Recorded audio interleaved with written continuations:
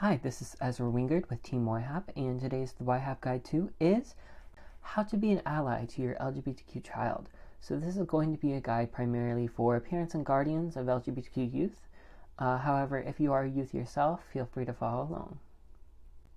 So today we're going to be going over some various topics, such as understanding identity and how it is not a phase, using their name and pronouns, using resources, asking questions, allowing expression and exploration, and when to seek help. Firstly, we're also going to be going over supporting your child and why it's important.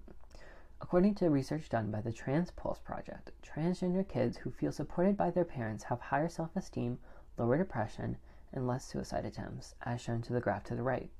There has also been research done that shows that transgender youth that feel supported by their parents have similar depression scores to cisgender youth, compared to that of non-supported trans youth that shows significantly higher depression and anxiety. This is important because it's echoing previous research done that shows that transgender youth typically have much higher depression and anxiety than their cisgender youth counterparts. Trying not to change them is also important. According to the Trevor Project's national survey in 2019, when people in queer youth lives were trying to change their identity, such as to be cisgender or heterosexual, they were almost 3 times as likely to attempt suicide. 67% of the youth in that report said that they had experienced similar attempts to change their identity. Steps you can take towards being an ally to your LGBTQ child includes not trying to change their identity and doing the work within yourself to accept them for who they are and support them the best you can. So what does it mean when your child comes out to you as queer? It means that they trust you and they believe that you will accept them, as well as make an effort to understand their identity. This means rejecting the notion that it is a phase, that it will come to pass someday, or that they'll regret it somehow.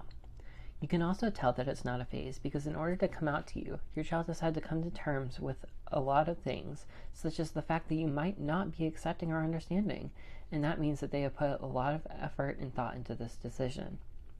This isn't to say that you aren't understanding or aren't accepting, but the reality of being queer for a lot of people means that the people in their lives aren't accepting or understanding, so there's usually a lot of caution involved with coming out. Your child has also likely heard a lot of things online from people being kicked out of their homes for being queer and stuff like that, so that adds to the stress of the situation. They have also likely put a lot of thought and effort into their understanding their identity in order to accept the fact that they are queer.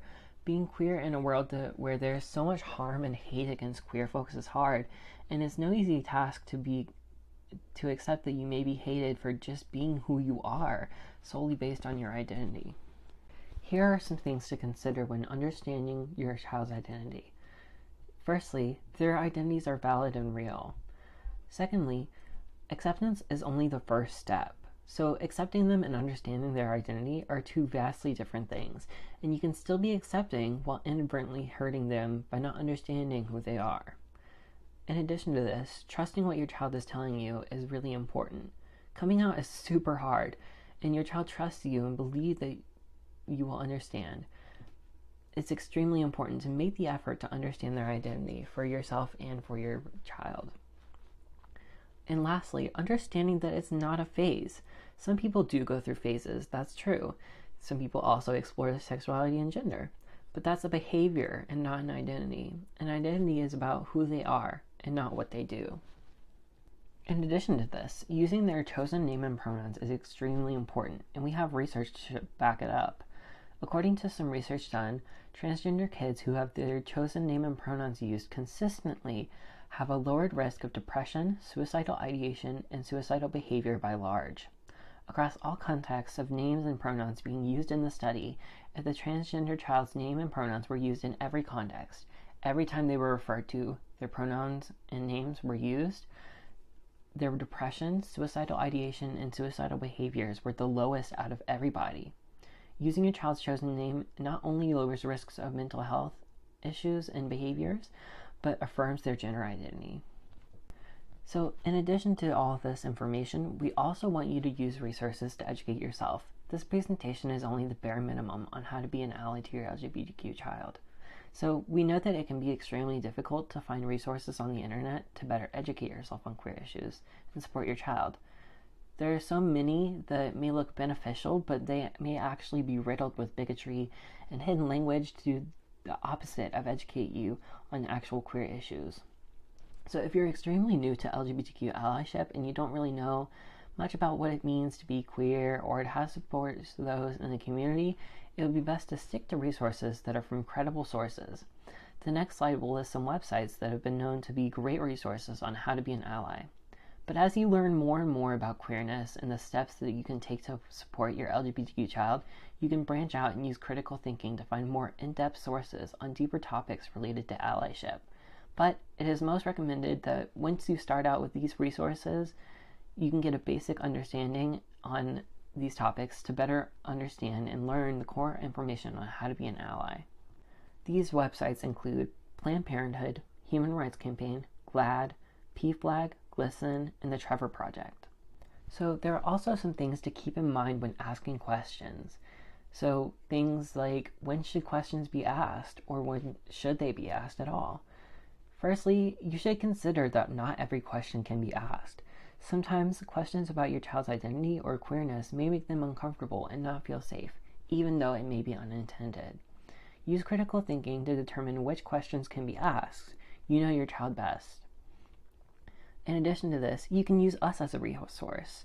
So if you think of a question that you may not think blow over well with your child, we are here to answer any and all questions you may have about LGBTQ topics. If we don't know, we can always help you find the answer. You can ask the most personal questions to us without concern of offensiveness. We're here for that reason. Another thing that's extremely important is allowing expression and exploration within your child. So one thing that many people struggle with when people come out to them is the question of, is it a phase or not? Our answer to you is that it doesn't matter if it's a phase. The best thing to do for your queer kids is let them explore and express their gender identity and sexuality. Let them discover their true self. They know about what they're doing. Suppressing their gender and sexual expression will only lead to your children transitioning or expressing themselves behind your back, often leading to unsafe methods of being themselves, such as unsafe binding. Letting them realize what works best for them and what makes them feel good in their own skin is crucial for their development.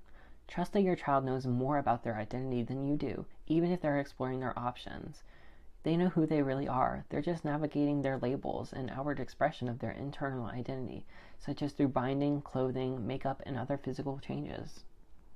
Knowing when to seek help is extremely important, but also can be difficult. A lot of youth, especially LGBTQ youth, these days need access to mental health resources. So when you're trying to find a therapist or counselor, make sure that they're listing that they are LGBTQ competent, or ask friendly questions to make sure that you can gauge their support on LGBTQ people. Keep in mind that conversion therapy is not an option for help and will only seek to harm your child and make their mental health worse. Some mental health resources within the Syracuse area and national resources include the Trevor Project, NAMI, the Q Center's Trans Resource Guide as well. Thank you for listening, and I hope you learned something from this presentation. On the next slide, we'll be listing some resources that we've found on the internet that can help you for better reading.